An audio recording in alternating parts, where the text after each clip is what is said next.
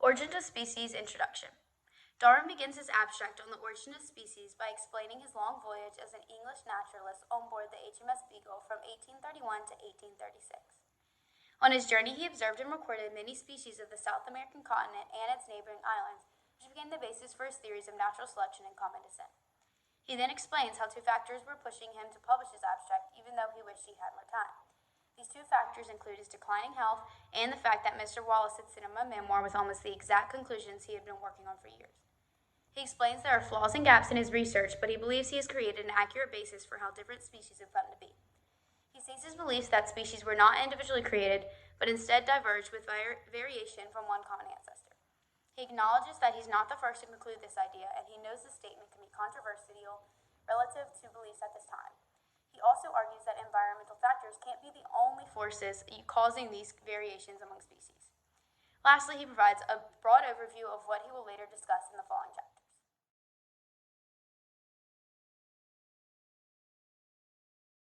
Chapter 11, Geographical Distribution. Darwin focuses this chapter on the large role that geography plays in the gradual emergence of new species. He argues that climate and other physical conditions alone cannot explain the wide distribution of various species on Earth. This is proven because regions around the world with similar climates are home to tremendously different species. Darwin argues that a species is created in one location, and when migration is possible, they disperse and adapt to new locations, causing large variation among the species. He states that members of the same continent or body of water seem to have similar characteristics, although they may be distinct species. In contrast, those of dissimilar continents produce modifications due to natural selection.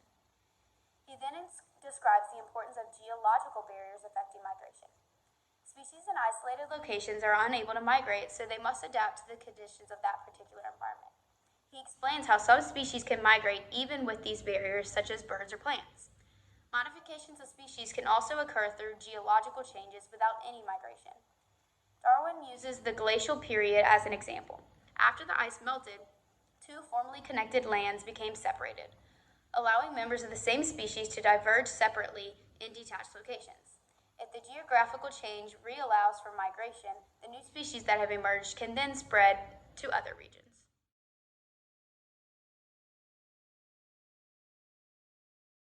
Scientific progress made on geographic distribution since Darwin's time.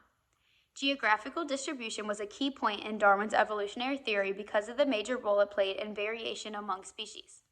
Since the original publication of The Origin of Species, there has been much progression on the topic of geographical distribution. In fact, a new way of predicting a species' geographic distributions has been found using geographic information systems. This is done by creating models of species' ecological niches, which allows one to analyze biodiversity. A. Townsend Peterson conducted an experiment to predict the geographic distribution of North American birds. Data was collected from 4 genera of birds and analyzed using a GARP system. Data included things like annual precipitation, annual temperature, life zones, wetlands, vegetation types, and soil types.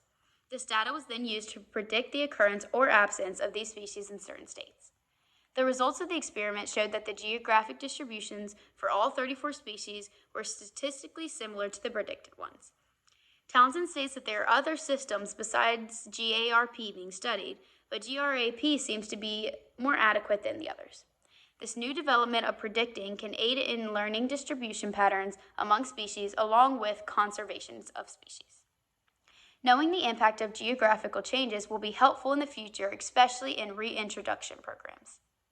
A similar experiment was conducted to predict the geographic distribution of threatened forestry species in the Philippines. The Philippines has a large percentage of endangered and threatened species, making it a priority conservation area. Since climate change is supposed to alter the distribution of forest ecosystems, this experiment wants to see the future effect this will have on the threatened forest trees. A system called Maxent was used to predict the future geographical distribution and suitability of the habitat. The variables used to determine distribution include temperature, rainfall, geographical barriers, evolution, river presence, and soil classification.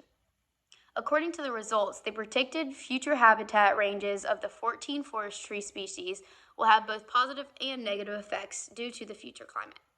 Some species will have positive effects while others will have negative. The findings from this experiment can help form policies and strategies of adaptation to increase the stability of the threatened forest tree species and their ecosystems. As Darwin first acknowledged, geographical conditions play a large part in the survival of species. Knowing how to predict species distributions, such as in each of these experiments, can help maintain species that may not be able to do so on their own.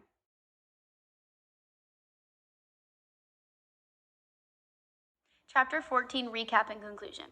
Darwin acknowledges that there are gaps in his theory and that many may object to his theory of natural selection. He then restates his answers to some of the difficulties in his theory, including sterility of hybrid species due to crossing differently modified reproductive systems, the emergence of new species due to geographical conditions and migration, and flaws in the geological record. Next, he recapitulates his main arguments that he thinks are convincing and can't be argued. He believes there is variation among species, there are struggles of nature, these struggles lead to competition between species, natural selection selects for advantageous traits which are inherited by the next generation, and these inherited variations create new species due to descent with modification. Towards the end of his conclusion, Darwin points out the negatives of believing in individual creation of species and argues his proposition that all organic beings have emerged from one primordial form.